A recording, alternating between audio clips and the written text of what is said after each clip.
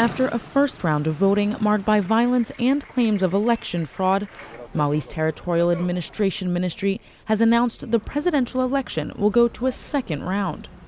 Both Ibrahim Boubacar Keita and his main rival Soumaïla Cissé failed to obtain the required 50% of the vote for an outright victory. Nonetheless, Keita's supporters are celebrating what they say is an inevitable win. We're very happy because our candidate Ibrahim Boubacar Keita has a large lead, more than 40% of the vote.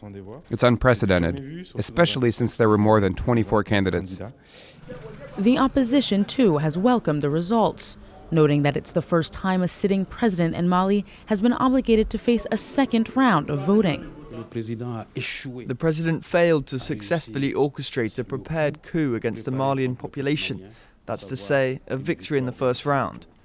Despite all of the irregularities, the fraud, the vote buying, the president has to face voters again in the second round. On Sunday, 2/3 of the opposition parties issued a joint declaration saying they would not accept an election they say was marred by irregularities. Should they unite behind Cissé in the runoff, they could present a formidable challenge to Keita. Claims of fraud were not the only issues throwing the credibility of the election into question. Armed attackers shut down around 3% of the country's polling stations, and a fifth of them were disrupted by incidents of violence. Many worry the second round could see more unrest.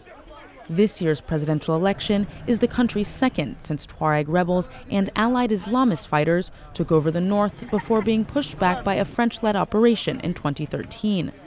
Observers have said the violent groups, seeking to undermine the government's credibility, may deter voters from going to the polls.